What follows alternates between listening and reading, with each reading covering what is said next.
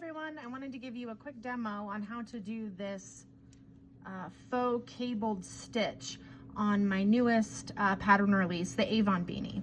And this is really nice because it creates a nice cabling twist up the length of the beanie without having to do any real cables.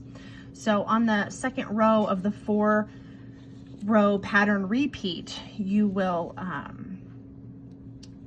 start by knitting 2 together, but you won't slide this finished stitch off of the needle.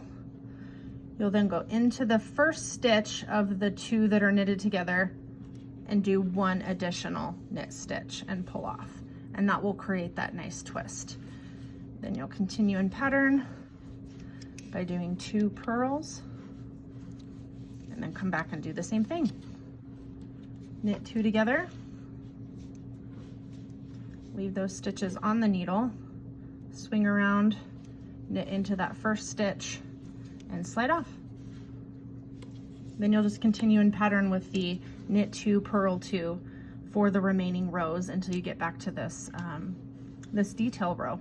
And that's how you perform this stitch. Thanks.